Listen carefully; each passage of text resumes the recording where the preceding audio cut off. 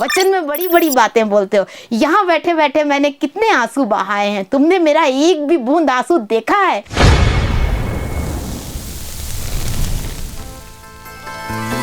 तूने नहीं मैंने तुम्हें चुना है, तेरा अभिषेक किया है।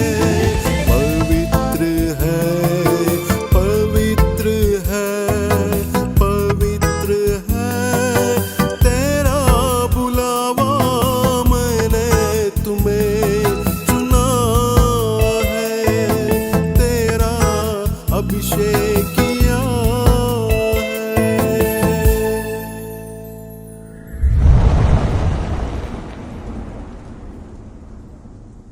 सबको जय यीशु की। प्रिय दर्शकों, सत्संचार स्टूडियो में आप सभी लोगों का हार्दिक स्वागत है। आज के दिन में पुनः हम सभी इस स्टूडियो में एकत्रित हुए हैं और एक बुलाहट की कहानी आपकी अपनी जुबानी में सुनने के लिए, और इस अपनी बुलाहट की कहानी को हमारे बीच में साझा करने के लिए हमारे स्टूडियो में मैं आप सभी लोगों की तरफ से स्वागत करना चाहता हूं सिस्टर पुष्पा FCC। सिस्टर जी, सत्संचार स्टूडियो में आपका हार्दिक स्वागत है। तो आज के दिन में आप अपनी बुलाहट की कहानी हमारे दर्शकों के साथ साझा करने वाली हैं। तो हम चलते हैं। पहला सवाल है आपसे, जैसे आपकी घर परिवार कहाँ, कैसे, कितने लोग हैं, इसके बारे में थोड़ा बात बताएं। जी, सबसे पहले सबको जय यीशु और जय यीशु फादर जी। बहुत बहुत धन्यवाद कि मुझे आपने ये एक अवसर प्रदान किया है। और जैसा कि आपने पूछा मेरे परिवार के बारे में, मेरा परिवार वैसे तो हमारे माता पिता हम लोग केरल के रहने वाले हैं, लेकिन बहुत पहले से ही मेरे माता पिता नॉर्थ इंडिया में, यहाँ यूपी में सेटल हो चुके हैं। मतलब आ गए थे वो लोग, यहीं पर काम कर रहे थे मेरे पिताजी। तो मैं यहीं पर पली बड़ी हूँ। तो अब मेरे परिवार में मेरे मम्मी हैं, मेरे पापा हैं और मेरा एक बड़ा भाई है। लेकिन बड़ा भाई हमारे साथ में शायद ही कुछ ही साल रहा है, वो केरल में ही बड़ा हुआ है। मैं, पापा, मम्मी, यही था हमारा परिवार, अधिकतर ऐसे ही रहा था। और मेरी पढ़ाई सब यहीं पर हुई है, यूपी में ही हुई है। पढ़ाई की शुरुआत मैंने उन्नाव से करी थी। उस टाइम वहाँ हमारा कोई चर्च वगैरह उन्नाव में नहीं था। हम चर्च के लिए कानपुर जाया करते थे वहाँ पर। फिर वहाँ से हम इधर आए, शाहजहानपुर में आए, और वहाँ मैंने सेंट पॉल्स स्कूल में ही मैंने अपनी हाई स्कूल तक की पढ़ाई वहाँ करी है। फिर उसके बाद उस टाइम वो स्कूल केवल हाई स्कूल तक ही था। फिर उसके बाद मैंने वहाँ GGIC में पढ़ाई करी, फिर GF कॉलेज में अपना ग्रेजुएशन कंप्लीट किया। और उसके बाद मुझे फादर लोगों ने मुझे एक चांस दिया सेंट पॉल्स स्कूल में एज ए टीचर वहाँ पर पढ़ाने के लिए। तो वहाँ मैंने 2 साल टीचर के तौर पर मैंने वहाँ पर पढ़ाया। और उसी दौरान मैंने जो है ज्वाइन किया, FCC में मैंने ज्वाइन किया। और मेरे परिवार में मेरे पापा, मेरे मम्मी और मैं, जैसे मैंने बताया, हम 3 ही थे। और हमारा परिवार जो है एक शुरू से ही जो है एक ईश्वर में विश्वास रखने वाला एक परिवार रहा है। पापा हो, मेरे मम्मी हो, हमारे यहाँ हर दिन शाम को फैमिली प्रेयर होना। और हम लोग शाहजहानपुर में जो थे तो सिटी में नहीं थे, सिटी से दूर थे, काफ़ी दूर थे। वहाँ पर रौसर कोठी बोल के एक जगह है, वहाँ पर थे। तो वहाँ से हर संडे चर्च आना जो है हमारे लिए बहुत मुश्किल पड़ता था, हमें साधन नहीं मिलता है वहाँ से। तो कभी कभी फादर सिस्टर लोग खुद ही हमारे घर आते थे और हमारे घर पे मिसा बोल के देते थे। और नहीं तो फिर हम लोग महीने में एक बार ज़रूर जाते थे, वो भी बड़े मुश्किल से पहुंच पाते थे, कोई साधन मिलना टाइम से, ये सब। फिर भी पापा हमसे यही बोलते थे कि कोई बात नहीं बेटा, प्रभु देखता है कि हमारी परेशानी है, प्रभु जान रहा है, हमारे अंदर की इच्छा को वो देखता है, और हम कितना परिश्रम कर रहे हैं ये सब वो देखता है और हमें आशीष देगा। तो इस तरह से हमारा परिवार शुरू से ही जो है एक ईश्वर में विश्वास करने वाला एक परिवार। पापा हमेशा हर बात में हमको इसी लाइन से गाइड किया करते थे, वचन के आधार पर, ईश्वर पर। मैं छोटपन पर बहुत झूठ बोला करती थी, झूठ बोलने की आदत बहुत थी, छोटी छोटी बातों पे झूठ बोलती थी। तो पापा मेरे से यही बोलते थे कि प्रभु को झूठ बोलना पसंद नहीं है, और झूठ बोलोगी तो फिर तुम्हारे साथ कुछ ऐसा हो जाएगा, फिर जो है तुम्हें फिर रोना पड़ जाएगा उसके लिए। प्रभु देखते हैं सब कुछ, तुम प्रभु की आंखें कभी बंद नहीं कर सकती हो। तो एक बार ऐसा हो भी गया मेरे साथ कि छुटपन में मुझे फिट्स ऐसे पड़े, तो मुझे अचानक से याद आया पापा की बात कि झूठ बोलोगी तो कुछ ऐसा हो जाएगा। और जब ऐसा हुआ मेरे साथ में, तो मैंने सोचा कि ये मेरा झूठ बोलने की वजह से है, प्रभु जो है मुझसे नाराज़ हो रहे हैं। तो उसके बाद से अपने आप मेरी जो है ये आदत अपने आप कम हो गई। तो मेरा कहने का तात्पर्य ये है कि पापा मम्मी हमेशा हमें जो है ऐसे गाइड करते थे हर बात के लिए। ठीक है, तो उसके बाद आपकी बुलाहट की कहानी कहाँ से शुरू हुई? अब तक ठीक है, अपने परिवार के बारे में सब आपने बता दिया। जी। बुलाहट की कहानी कब आपको लगा कि मुझे सिस्टर बनना चाहिए, कब लगा? सिस्टर बनना चाहिए ये मुझे कभी ऐसा नहीं लगा। घर पे जब मैं थी तब मुझे उसमें ऐसा कोई इंटरेस्ट नहीं था। मैं सेंट पॉल्स में पढ़ती थी, सिस्टर लोग अक्सर मुझसे कहते थे इसके बारे में, सिस्टर बनने के बारे में, हाँ आप तो ज़रूर सिस्टर बनोगे, ऐसे करके बोलते थे मेरे से। मैं हंसती थी केवल उनके सामने, लेकिन वापस आके मन में बोलती थी हाँ मैं सिस्टर बनूंगी, देखे ना आप, मैं नहीं आने वाली। मेरे मन में ऐसा कुछ विचार नहीं था, शुरू में ऐसा कुछ भी नहीं था, कभी नहीं था। ये असल में हुआ ऐसा कि जब मैं बीएससी कर रही थी, बीएससी फर्स्ट ईयर था मेरा, तब एक बार वहाँ पर ये पोटा से टीम आई। सबसे मेरे ख्याल से पहली बार वो टीम इधर बरेली डायसिस में आ रही थी। वो तो फादर कुरियाकोस थे 93 में। जी 93। जी। तो फादर कुरियाकोस थे और उनके साथ में उनकी टीम थी। तो जब यहाँ पर कन्वेंशन हुआ था, साधना हुई थी, तो उसमें सब पैरिशेस से लोग आ रहे थे। तो उसमें हमारे पैरिश से भी जब लोग गए, तो मुझे बड़ी इच्छा थी उस कन्वेंशन में पार्ट लेने के लिए। उसमें भाग लेने की इच्छा का कारण दूसरा है। कारण ये था, मैं जो हूँ मेडिकल लाइन में जाना चाहती थी, और मेरे पापा हमेशा, पापा को बोलने पर पापा कहते थे कि बेटा मेडिकल लाइन में वगैरह बहुत पैसा खर्चा होता है, और पापा के पास इतने पैसे नहीं है बेटा, आप कुछ ऐसा बोलो जिसमें मैं सपोर्ट कर सकूं आपको। तो मैं अपने अंदर मैंने सुना है ऐसे कन्वेंशंस वगैरह में ऐसा होता है कि जाके जो भी मांगो तो वो पूरा होता है। तो मेरी ये इच्छा थी कि किसी तरह पापा की मदद हो जाए कहीं से, या कुछ ऐसा हो जाए, पापा मुझे मेडिकल लाइन में जाने दें और मैं मेडिकल लाइन में जा सकूं। तो उसके लिए प्रेयर करनी है मैंने। इस एक इंटेंशन के साथ मैं पापा से जिद किया मैंने, और हम भी गए वहाँ पर कन्वेंशन में। उस कहाँ, ये शाहजहांपुर में? जी नहीं, शाहजहांपुर में नहीं, यहाँ कैथेड्रल में हुआ था। अच्छा, बरेली में। सो वहाँ से पैरिश से सब लोग एक साथ यहाँ पर आए थे, यहाँ रुक के हम लोगों ने अटेंड किया था कन्वेंशन। तो उसमें उस कन्वेंशन के दौरान ही जो है मुझे प्रभु को जानने का एक मौका मिला, प्रभु को बहुत करीब से जानने का। वहाँ पर जो प्रवचन दिए जाते थे, उन प्रवचनों के द्वारा और बहुत कुछ वहाँ पर जो भी होता था, उस सब के द्वारा जो है, खास करके उन प्रवचनों के द्वारा प्रभु को बहुत करीब से जानने का मौका मिला। हालांकि हमारे यहाँ घर में प्रेयर वगैरह रोज होती थी, मगर वो सब मेरे लिए एक रूटीन था। उसके द्वारा कभी प्रभु को इतने करीब से नहीं जाना मैंने। लेकिन उस कन्वेंशन में मैंने पार्ट लिया, तो उसमें बहुत करीब से मैंने प्रभु को जाना।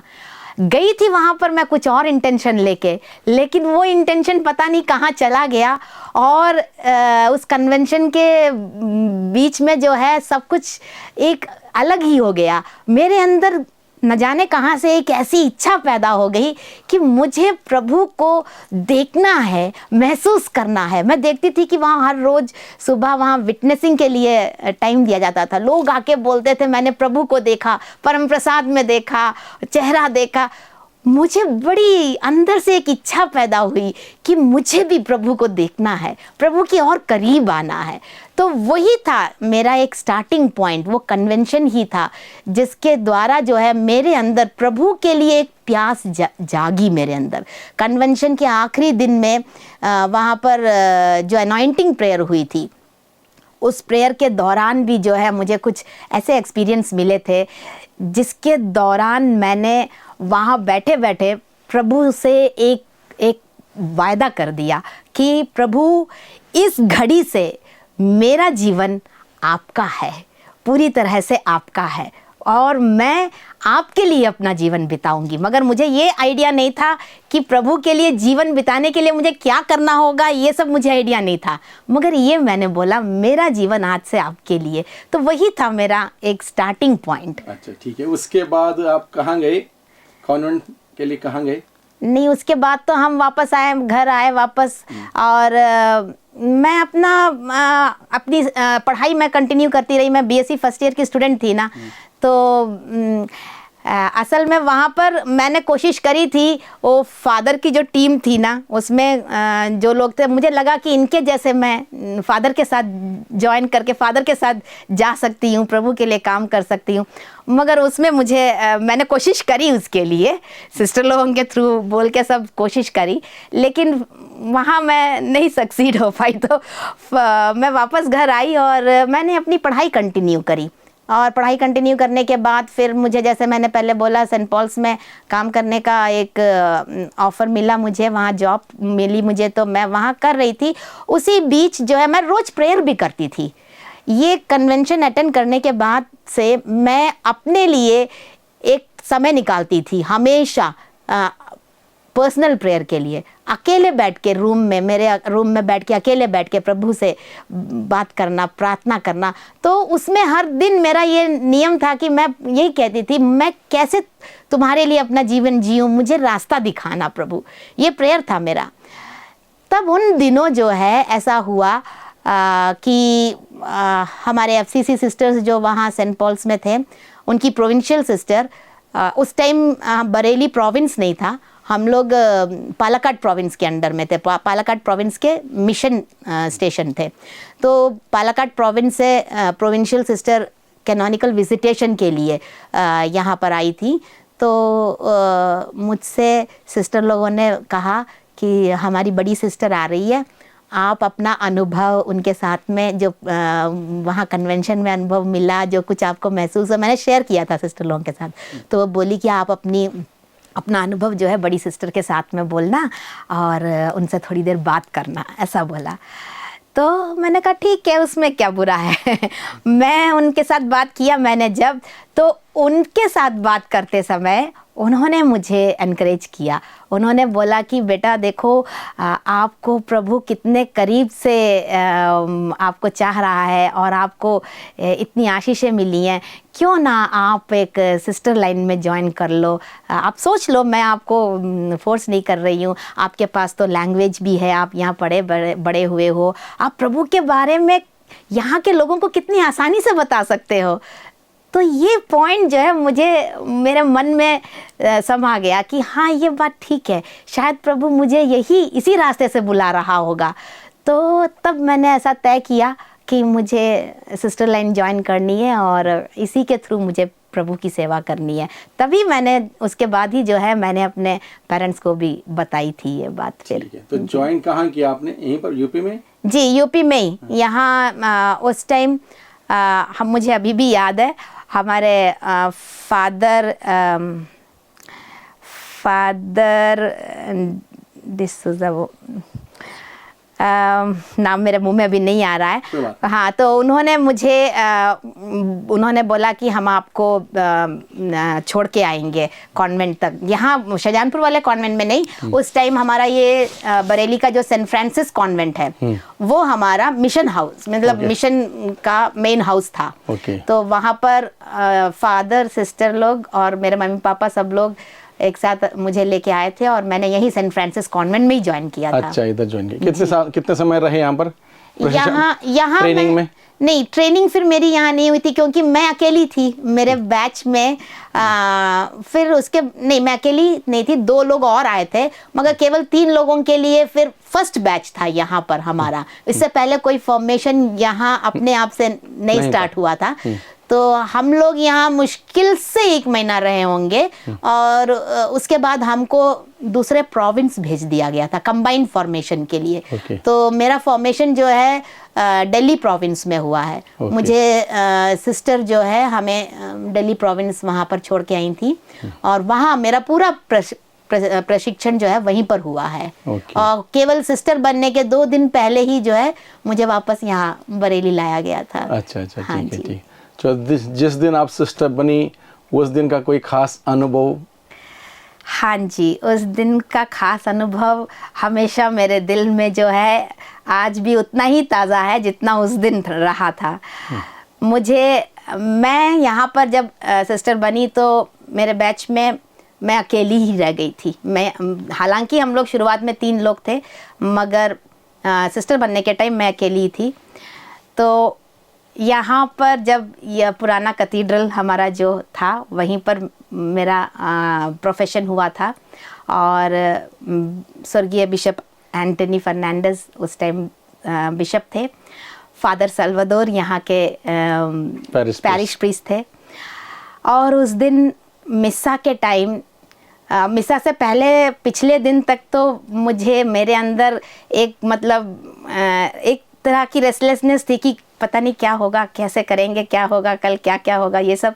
मगर उस दिन की शुरुआत से न जाने कहाँ से एक बड़ी अनोखी शांति मेरे अंदर समा गई जैसे, और बड़े शांति के साथ जो है मैंने सब कुछ में भाग लिया। उस दिन के प्रोफेशन के सारा प्रोग्राम हुआ। उसके बीच में एक विशेष घटना जो हुई थी, हमारे प्रोफेशन में एक मोमेंट में हम लोग का ये रहता है कि हम लोग जब एंटर करते हैं मास के लिए, पेरेंट्स के साथ, माता पिता के साथ में आते हैं, तो पूरा सजा धजा के हम लोग को लाया जाता है और उसके बाद वहाँ आने के बाद वो सब कुछ उतार करके पेरेंट्स को देना है। ये एक चिन्ह है कि मैं अपने आप को ये दुनिया की चीज़ों को सब लौकिक वस्तुओं को त्याग रही हूँ और अपने आप को प्रभु चरणों में समर्पित कर रही हूँ। उसका चिन्ह स्वरूप जो है ये सब कुछ उतार के जो कुछ पहना है वो सब पेरेंट्स को देना है और उनकी ब्लेसिंग्स लेके वापस ऑल्टर पर जाना है। तो वो उतार के देते समय मेरे मम्मी पापा जो थे, मुझे अभी भी अच्छी तरह से याद है मेरी मम्मी के हाथ कितने कांप रहे थे जब वो ले रही थी मेरे से, और पापा इतनी कोशिश कर रहे थे अपनी आंसुओं को छिपाने के लिए, मगर न जाने क्यों मेरे अंदर से जो है एक संतोष, एक गहरी शांति, एक खुशी थी मेरे अंदर। उनका दुख और उनकी परेशानी मैं देख रही हूँ, मगर मुझे कहीं से कोई रोना या दिक्कत नहीं हो रही थी। मुझे ऐसा लग रहा था जैसे मैं एक बहुत ही बड़े अनुग्रह के में सिंहासन पर पहुंच गई। बस ऐसे बहुत बड़ा अनुग्रह मेरे चारों तरफ है जैसे, और बड़े आराम से मैंने सब कुछ किया मैंने, और उनके पैर छू करके अनुग्रह लिया। और पूरे मिस्सा में जो है वो एक विशेष अनुग्रह का अनुभव जो है मुझे पूरे मिस्सा में रहा उस दिन, और वो अनुभव जो है वो हमेशा मुझे याद आता है। विशेषकर जब जीवन के कठिन समय आते हैं तो उस समय भी मुझे वही दिन याद आता है कि कैसे प्रभु ने मुझे छुआ था मुझे, और कैसे मुझे अपने उस शांति में ढक करके उस दिन रखा था। वो सब याद आता है तो वो मुझे आज भी शक्ति प्रदान करता है। बहुत अच्छी बात है, वही अनुभव बरकरार रखिए, वही आपको एनर्जी देगा, ताकत देगा जिंदगी के हर पल में, हर परिस्थिति में, हर परिवेश में बहुत अच्छे से आप आगे बढ़ पाएंगे। तो उसके बाद, प्रोफेशन के बाद आप कहाँ रहे, किस प्रकार की सेवा आपने की? प्रोफेशन के बाद सबसे पहले उसी साल में मेरा प्रोफेशन अप्रैल में था, और अगस्त में कि सितंबर में कुछ हम एक नई कम्युनिटी स्टार्ट कर रहे थे लखनऊ डायसिस में। आज वो सेंट एग्नेस कॉन्वेंट के नाम से है। तो वो सेंट एग्नेस कॉन्वेंट की स्टार्टिंग होनी थी, तो उसके लिए मुझसे उस टाइम हमारी जो मिशन सुपीरियर थी सिस्टर ट्रिसिला, उन्होंने मेरे से बोला कि बेटा आपको वहाँ नई कम्युनिटी हम स्टार्ट करने जा रहे हैं, तो आप वहाँ की एक मेंबर होंगी। मैंने बोला ठीक है, मुझे तो कहाँ भेजा जा रहा है।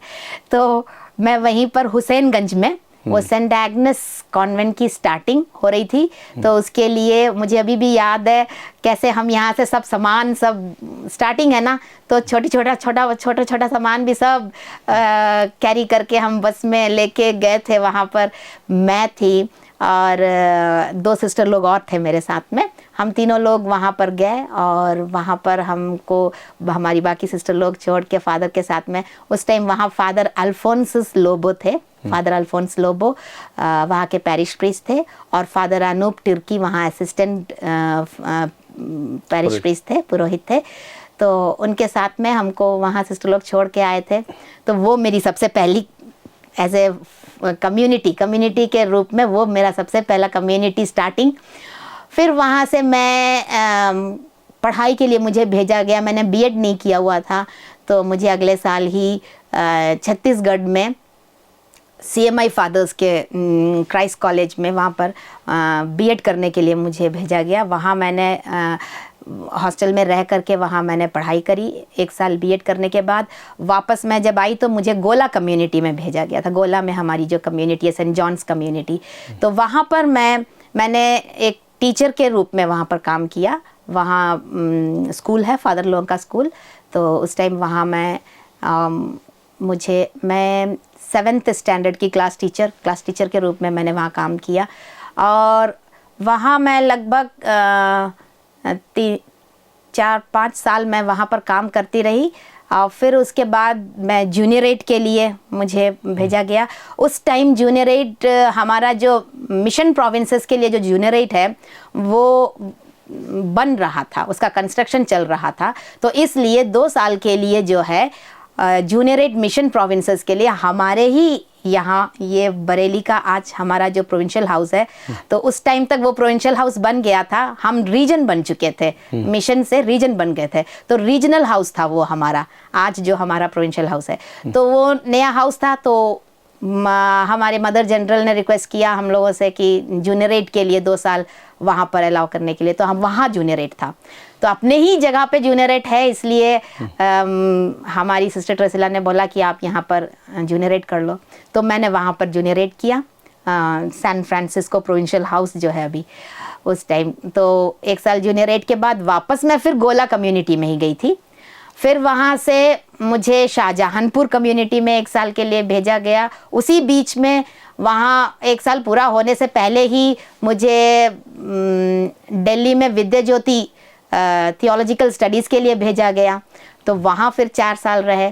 फिर वहाँ से मैं फिर मैसूर में मैंने फॉर्मेशन कोर्स किया जाके 1 साल।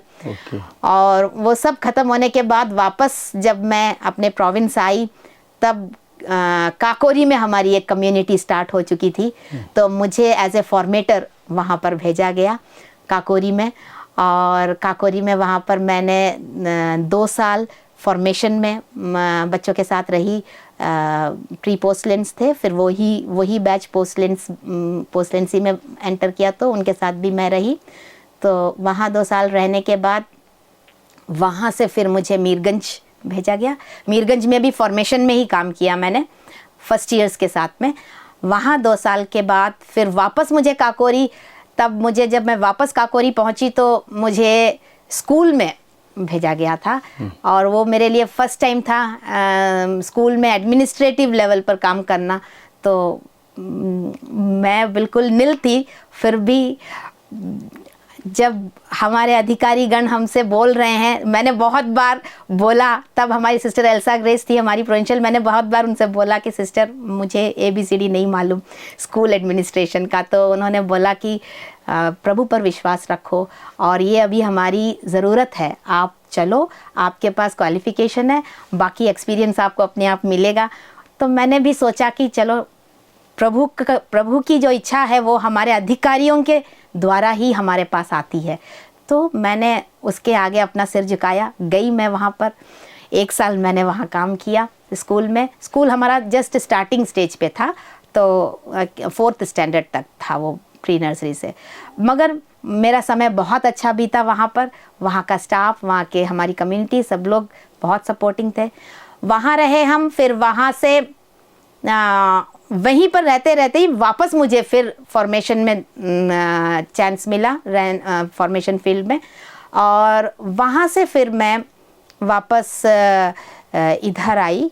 हाँ, मैं एज ए काउंसलर इधर इलेक्ट हुई, तो प्रोविंस में इधर आई मैं। तब से मैं यहाँ पर हूँ, बरेली ठीक है कम्युनिटी। बहुत अच्छा, बहुत अच्छा। अपने बुलाहट के जीवन में ईश्वरीय हाथ आप कैसे देखते हैं? How do you see God's hand in your vocation? ईश्वर का हाथ केवल ईश्वर का ही हाथ है मेरी बुलाहट में, सच। क्योंकि मैं जब भी पलट के देखती हूँ तो मुझे जो है अपने बारे में जब मैं सोचती हूँ, तो ना तो मेरे अंदर कहीं ये इच्छा कभी थी मेरे अंदर इस लाइन के बारे में, ना मुझे सिस्टर का जीवन क्या है इसकी कोई जानकारी गहराई से थी। हालांकि मैं कॉन्वेंट स्कूल में पढ़ी हूँ, सिस्टर लोगों के सानिध्य में बड़ी हुई हूँ, फिर भी मुझे उनके जीवन के बारे में कुछ नहीं पता था, गहराई से कुछ भी नहीं पता था। और क्योंकि यूपी में इधर बड़ी हुई हूँ, और मैंने जैसे आपको बोला कि चर्च में जो है आना जाना हम लोगों का बहुत कम हो पाता था, काफ़ी दूर रहते थे, कन्वेंस नहीं था, कोई साधन नहीं था, तो इसलिए बहुत कुछ मैं नहीं जानती थी। फिर भी उसके बावजूद मुझे ईश्वर ने बुलाया, वो उसने ही बुलाया है, केवल उसने ही बुलाया है। इसी वजह से मैं यहाँ हूँ। मेरे पास इसके आगे और कोई शब्द कहने के लिए नहीं है, क्योंकि मेरे अंदर ऐसा कुछ था ही नहीं। ना तो मैं विश्वास में उतनी गहरी उतरी हुई थी, ना तो मुझे प्रभु यीशु का उतना गहरा ज्ञान था, ना तो ऐसा कुछ बुलाहट के जीवन के बारे में कुछ मुझे गहरा ज्ञान था। फिर भी अगर आज मैं एक सिस्टर बन पाई हूँ, तो ये केवल प्रभु का ही हाथ है। उसने ही मुझे सब कुछ सिखाया है, उसने ही मुझे जीवन में सब कुछ क्या करना है, कैसे करना है, उसने ही मुझे बता के दिया है। ये मेरा अपना अनुभव है, अपने जीवन में मेरा अनुभव है। तो लगभग आप सिस्टर बन के 22-23 साल हुए? हाँ जी, हो गए मुझे 23 इयर्स। 22 हो गए। हाँ जी। तो इस 22 साल के अपने इस बुलाहट के जीवन में ईश्वरीय प्रेम को, ईश्वर को बहुत बार एक्सपीरियंस किया होगा, बहुत तरीके से एक्सपीरियंस किया होगा। कोई गॉड एक्सपीरियंस शेयर करना चाहेंगे आप? 1-2 बातें। मेरा एक अपना पर्सनल एक्सपीरियंस मैं शेयर करना चाहूँगी। हाँ जी। ये मैं अक्सर जब जूनियर्स से बात करती हूँ या फॉर्मीज़ के साथ में जब मैं बात करती हूँ, तो शेयर किया करती हूँ कि किस तरह से प्रभु हमारी छोटी से छोटी बातों को भी कितना सीरियसली ध्यान देता है उसको, और उसको कैसे उसने वो सुनता है उनको किस तरह से, ये ख्याल रखते हैं जी उसका।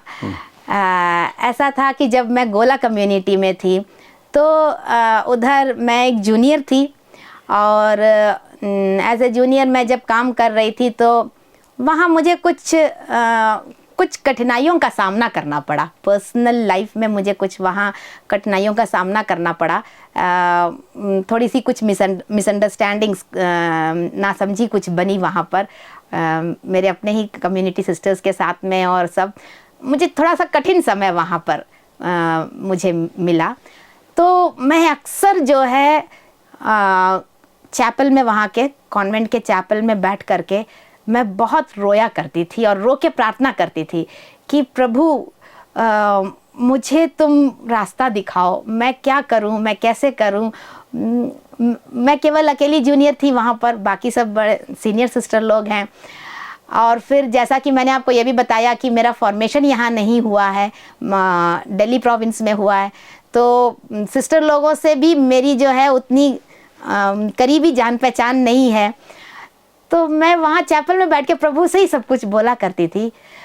आखिर में एक दिन मैंने रोते रोते प्रभु से बोला, वचन में तो बड़ी बड़ी बातें बोलते हो तुम, वचन में कहते हो कि तुम्हारे आंसू के एक एक आंसू को मैंने जो है बोतल में संभाल के रखा हुआ है। वचन में बड़ी बड़ी बातें बोलते हो। यहाँ बैठे बैठे मैंने कितने आंसू बहाए हैं, तुमने मेरा एक भी बूंद आंसू देखा है?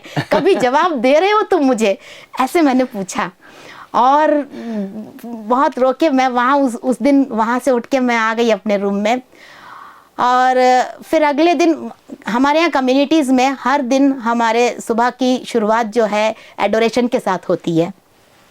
तो एडोरेशन के लिए अगले दिन जब हम वहाँ गए चैपल में वापस, हमारे सिस्टर सुपीरियर ने टैबरनेकल जब खोला तो टैबरनेकल खोला, उसमें परम प्रसाद नहीं है, परम प्रसाद गायब है।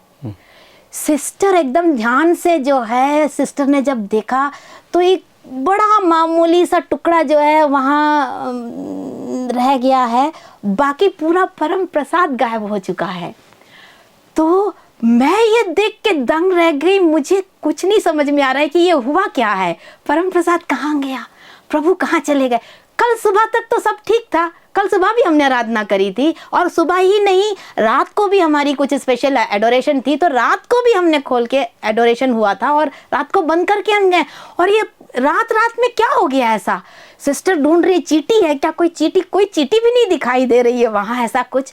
तो मैं बैठे बैठे सोचने लगी, सिस्टर तो खैर वो छोटा वाला जो मॉन्स्टेंस था उसको अंदर से निकाल के बाहर रखने लगी। और तो मैं बैठे बैठे सोचने लगी, छोटी सी चींटी, ये चींटी में इतनी ताकत, पूरी रात रात में प्रभु को ही पूरा एकदम गायब कर दिया और प्रभु तुम कुछ नहीं कर पाए, ऐसा ही हो गया। ये मैं अपने मन में सोच रही हूँ ना। अचानक से न जाने कहाँ से अचानक से मेरे अंदर एक आवाज आई, ये चींटी मेरा क्या कर लेंगे, ये चींटी नहीं मुझे खा गए, ये तो तुम्हारे आंसू थे जो मुझे बहा के ले गए। तो मैं आपको बता नहीं सकती कि उस टाइम मेरे ये रोंगटे ऐसे खड़े हो गए। मुझे लगा कि कल मैंने यहाँ बैठ के जो चैलेंज किया था प्रभु को कि तुम वचन में तो बड़ी बड़ी बातें बोलते हो और मेरा एक भी आंसू तुमने कभी देखा है क्या, उसका जवाब मिला जैसे मुझे कि मेरे आंसू मेरे प्रभु को कैसे असर कर रहे हैं, कैसे उसने उनको कितना इफेक्ट किया है कि मुझे आज वो बोल रहा है कि ये तो तुम्हारे आंसू थे जो मुझे बहा के ले गए। ये मैं बता नहीं सकती हूँ कि किस तरह से इस बात ने मुझे टच किया और किस तरह से ये एक्सपीरियंस मुझे प्रभु के एकदम करीब लेके आया। मुझे ये एहसास हुआ कि मुझे तो और किसी की ज़रूरत ही नहीं है, ये प्रभु काफ़ी है, बस एक यही बस मेरे लिए जो सब कुछ जान रहा है मेरा और मुझे हर तरह से संभाल रहा है। ये एक एक्सपीरियंस है जो मुझे काफ़ी बहुत खूब शक्ति देता है। बहुत ज़बरदस्त, बहुत अच्छा, बहुत सुंदर। तो इसके साथ साथ हम देख सकते हैं आप जैसे शेयर कर रहे हैं क्या अनुभव रहा होगा उस वक्त, इस वक्त भी वो खुशी आपके चेहरे पर है। तो वो इसी से संबंधित एक सवाल है। तो प्रभु की सेवा करते हुए, दिन दुखियों की सेवा करते हुए, भले आपने थोड़ा समय स्कूल में सेवा की, उसके बाद फॉर्मेशन हाउस में रहे, वहाँ पर अपनी सेवा दी, इस सेवा के दौरान आपको कितना आनंद मिला और अभी आज भी कितना आनंद मिलता है प्रभु की सेवा करने में? खुशियाँ कितनी मिलती हैं? प्रभु की सेवा करने में मुझे बहुत आनंद मिलता है। मैं अक्सर कभी कभी ऐसे सोचा करती हूँ कि हम शादी करके जब जाते हैं, अगर मैंने शादी की होती, किसी के साथ अपना विवाह का बंधन जोड़ा होता, तो मेरे लिए केवल एक परिवार होता और उस परिवार की खुशी केवल मेरी खुशी होती। उस परिवार में मेरे अपने बच्चे या मेरे जितने भी करीबी रिश्तेदार होंगे, उनकी खुशी और उनकी सेवा, बस उतना ही था मेरा। लेकिन एक सिस्टर के रूप में आज जब मैं काम कर रही हूँ, मेरे परिवार का दायरा जो है इतना बड़ा हो गया है कि मेरे अनगिनत माता पिता हैं, मेरे अनगिनत बच्चे हैं, मेरे अनगिनत रिश्तेदार हैं और मैं जो हूँ कहीं भी पहुँच सकती हूँ। कहाँ ज़रूरत है उसके हिसाब से मैं पहुंच सकती हूं और उस ज़रूरत के हिसाब से प्रभु मुझे इस्तेमाल कर सकता है और कर रहा है।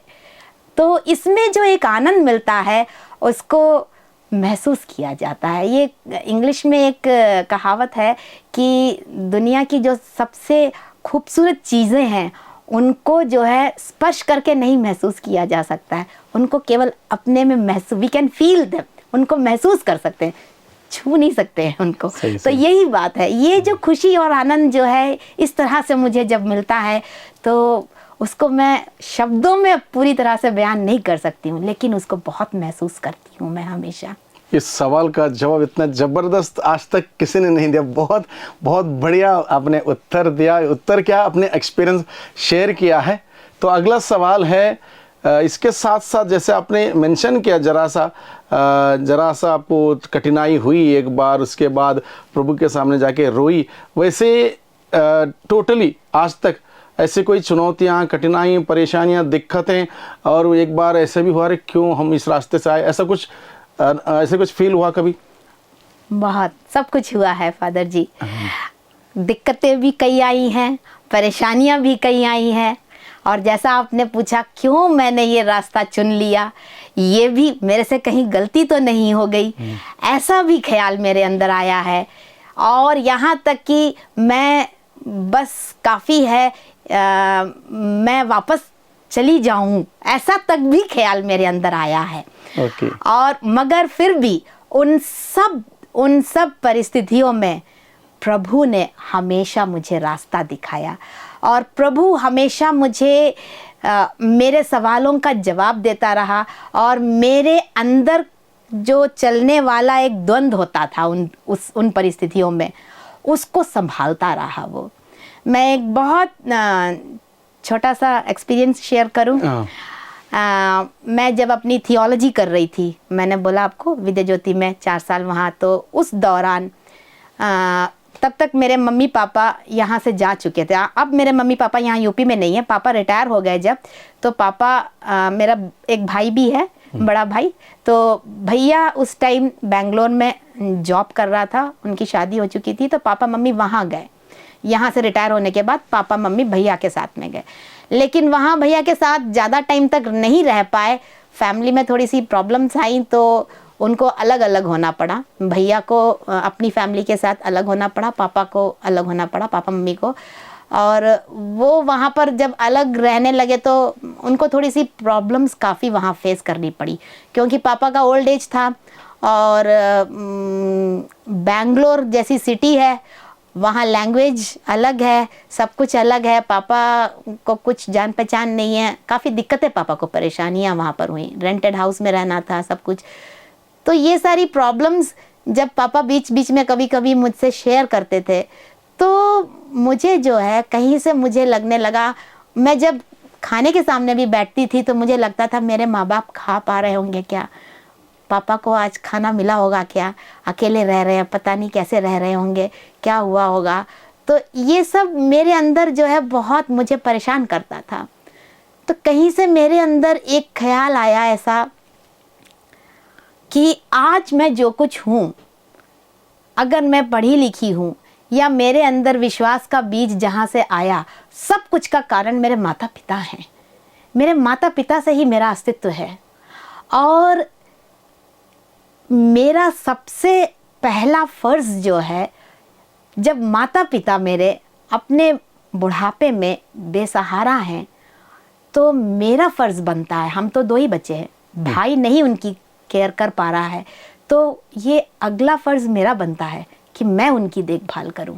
मैं जो हूँ यहाँ पर इस नाम पर कि मैं सिस्टर हूँ, इसलिए मैं कुछ नहीं कर सकती बोल के मैं यहाँ बैठूं, तो शायद ये जो है एक तरह का एस्केपिज्म मैं कर रही हूँ, ये सब ख्याल मेरे अंदर आने लगा।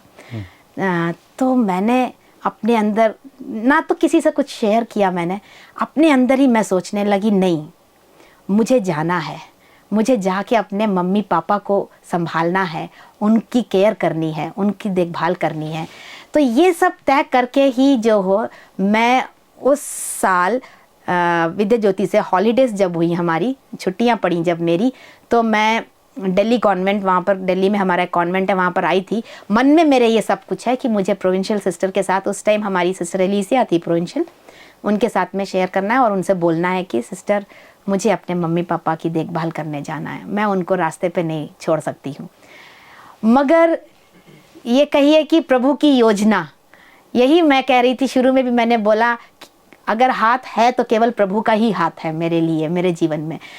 प्रभु की योजना थी कि ऐसे बात करने का एक मौका मुझे नहीं मिल पाया, और वहाँ बड़े दिल्ली हाउस में पहुँचते ही, कॉन्वेंट में पहुँचते ही मुझसे सिस्टर ने फ़ोन करके कहा कि पुष्पा आपको जो है फादर लोगों के साथ में, फादर जो है एमपी में इंडोर में कहीं पर एक वहाँ इंडोर डायसिस में वहाँ पर यूथ को रिट्रीट देने जा रहे हैं, आपको उनके साथ में जाना है। मैंने बोला सिस्टर मुझे उससे पहले आपसे मिलना है। उन्होंने बोला मिलूंगी बेटा मैं आपसे, मगर आप पहले जाके आओ, मैं ज़रूर मिलूंगी आपसे, आप जाके आओ। मैंने बोला सिस्टर मैं रिट्रीट में जाके मैं कुछ नहीं कर पाऊंगी वहाँ पर, मैं इस हाल में नहीं हूँ। उन्होंने बोला आपको कुछ करना ही नहीं है, आप साथ में जाओ बस, वहाँ यूथ आएगा, यूथ के साथ में थोड़ी बातें करनी है आपको बस, शायद कोई अट्रैक्ट हो जाए लाइफ की ओर, तो शायद किसी को कोई वोकेशन मिले, तो बस वही उसके लिए आपकी प्रेजेंस चाहिए वहाँ।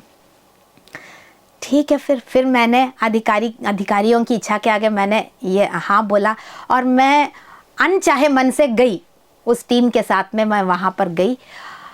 वहाँ जाना ही जो है, जैसे प्रभु मुझे यहाँ से उठा के ले गया था, मेरे अंदर चल रहे उस महाभारत का जवाब देने के लिए मुझे यहाँ से उठा के ले गया वहाँ। और वहाँ जाकर के मुझे करना क्या था, मुझे कोई टॉक वगैरह नहीं देना था, मुझे कंटिन्यूअसली लगातार मुझे वहाँ एडोरेशन में बैठना था। ये था मेरा काम, एडोरेशन में बैठ के वहाँ जो रिट्रीट चल रही है उसके लिए प्रार्थना करना है। तो मैं वहाँ एडोरेशन में जब बैठी, उन दिनों का जो एक अनुभव था वो एक अनोखा अनुभव था। एडोरेशन में बैठ के मैं पूरा जो बोल रही हूँ सब अपने अंदर की ही, ये सारा जो चल रहा है मेरे अंदर यही सब बोल रही हूँ। और ये होते होते एक दिन वहाँ पर उस टीम में एक ब्रदर थे, वो अचानक से एक दिन मेरे पास आके मेरे से पूछ रहे हैं, मैं उनको जानती नहीं हूँ बिल्कुल, वो मेरे पास आके पूछ रहे हैं सिस्टर आपके भाई और आपके पापा के बीच में कुछ प्रॉब्लम चल रही है। मैं उनका मुंह देखती रह गई। मैंने कहा आपको कैसे पता? नहीं, मुझे लगा मैं ऐसी पूछ रहा हूँ, मैं गलत हो सकता हूँ सिस्टर, सॉरी मैंने अगर कुछ ऐसा गलत बोला तो।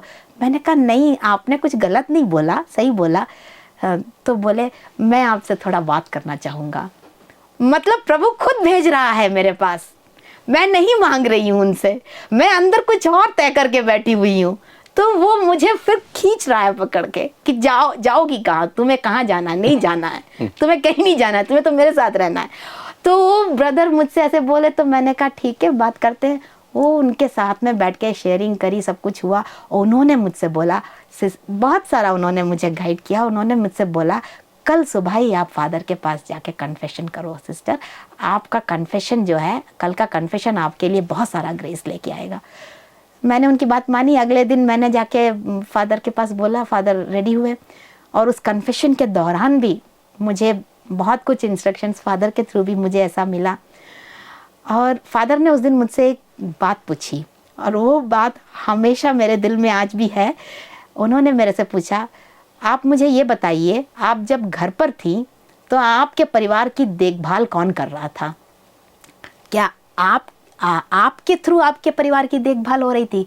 मैंने बोला नहीं तो मेरे थ्रू कैसे होगी, मैं तो एक छोटा सा जॉब कर रही थी एज ए टीचर, बहुत थोड़े से पैसे मिलते थे, वो तो कहीं कुछ नहीं होता था, उसे पापा का जॉब करते थे और ऊपर वाला ही चलाता था। तो ऊपर वाला ही चलाता था ना? जी हाँ। तो सिस्टर जी आपको क्या लगता है, अब आप जाके कुछ नया कर लोगे? अब आप जाके कुछ नया कर लोगे? आप क्या कर लोगे वहाँ जाके? जो ऊपर वाला उस दिन चला रहा था, वो ऊपर वाला आज चलाने के लिए काबिल नहीं है क्या? मेरे पास उसका जवाब नहीं था। मुझे उस समय ऐसा लगा फादर जी उस कन्फेशनल में बैठ करके कि जैसे प्रभु खुद मुझसे पूछ रहा है, क्यों आज मैं काबिल नहीं हूँ क्या तुम्हारे मम्मी पापा की देखभाल करने के लिए? उस दिन के बाद से मेरे अंदर न जाने कहाँ से ये एक एक ऐसा मेरे अंदर एक दृश्य सा है कि मेरा प्रभु मेरे परिवार को संभाल रहा है, मेरा प्रभु मेरे मम्मी पापा के साथ में वहाँ चलता है, घूमता है वहाँ, उस घर में रहता है, काम करता है मेरे माँ के साथ में। माँ मेरी बहुत बीमार है, उसको चलने फिरने में बहुत तकलीफ होती है, मगर मैं जब भी सोचती हूँ मुझे लगता है प्रभु घूम रहा है मेरी माँ के साथ, प्रभु चल रहा है मेरे पापा के साथ, प्रभु कर रहा है वहाँ का हर काम। उस दिन के बाद से हमेशा मेरे अंदर ये रहा है। तो ये एक बहुत ही गहरा एक्सपीरियंस है। कितनी अच्छी बात, कितनी एक दिल को छूने वाली बात आपने बता दी। बहुत सारे लोगों के लिए ये बात प्रेरणा देगी। जैसे लोग सोचते हैं कि अगर हम फादर बनने जाएंगे, सिस्टर बनने जाएंगे, मम्मी पापा का क्या होगा, उन सभी लोगों के लिए आपका यह अनुभव जो है एक उत्तर, एक आंसर है। मैं समझता हूँ बहुत सारे हमारे दर्शकों को, अगर उसमें से यूथ हैं, उनके लिए निश्चित रूप से एक ताकत देने वाली ये बात आपने कही। तो अगला सवाल है, तो प्रार्थना में जीवन में आप कैसे बढ़े और वो मतलब कैसा रहा वो अभी तक का यात्रा प्रार्थना में जीवन? जैसे आपने बहुत कुछ शेयर किया, बहुत कुछ अनुभव बांटे, फिर भी हमारे दर्शकों के लिए बताएं। प्रार्थना जो है, प्रार्थना में जीवन, प्रार्थना मेरे लिए जो है फादर जी, मैं कहूँ मेरे लिए प्रार्थना कहीं से किताब पढ़ना नहीं है, प्रार्थना की किताबों को रीड करना नहीं है, वो सब है, कम्युनिटी प्रेयर्स होती हैं हमारी, वो सब कुछ है, लेकिन मेरे लिए सबसे बढ़कर प्रार्थना जो है, मैं प्रभु के पास बैठ करके जो बातें करती हूँ, अपने दिल की जो बोलती हूँ, वही है मेरे लिए प्रार्थना। जैसे बैठ के बात करना एक किसी ऐसे इंसान के साथ जो मेरा सबसे करीबी है, जो मुझे मेरी बात कहने से पहले ही मेरे अंदर का सब कुछ समझ रहा है, और मैं क्या कहना चाह रही हूँ उसको जिस तरह से कहना चाह रही हूँ उस तरह से समझ रहा है। ऐसे एक इंसान के साथ में हम बैठ के बात करेंगे तो कितना सुकून मिलता है ना। वही है मेरे लिए प्रार्थना। मैं जब भी प्रार्थना करने के लिए, पर्सनल प्रेयर्स के लिए जब भी जाती हूँ चैपल में, तो यही है मेरी प्रार्थना। और मैं नोविशिएट में मैंने जो है मेरी सिस्टर को मैं इसके लिए धन्यवाद दूंगी। मेरी जो नोविस मिस्ट्रेस थी, वो उन्होंने हमको एस्पिरेंसी में भी गाइड किया था। हमारी एस्पिरेंसी मिस्ट्रेस और हमारी नोविस मिस्ट्रेस एक ही रही हैं। उनका जो एक तरीका था प्रार्थना का, और उन्होंने जैसा हमको गाइड किया, इवन हमारे पोस्टलेंसी मिस्ट्रेस ने भी, उन लोगों ने जो मुझे गाइड किया प्रार्थना कैसे करनी है, वो यही तरीका था। तो उन दिनों मैं ऐसे चैपल में बैठती थी, और क्योंकि मैं जो हूँ नॉर्थ इंडिया में बड़ी हुई हूँ, यूपी में, तो यहाँ के रिवाज और यहाँ के सब कुछ तरीके जो हैं मुझे ज़्यादा मैंने अनुभव किया है। तो मेरे जितने फ्रेंड्स थे वो लोग सब हिंदू लोग थे। तो मुझे जो है ये हिंदू धर्म में जो है कृष्ण और राधा का जो रिलेशन है, मुझे बहुत छू गया है वो मुझे।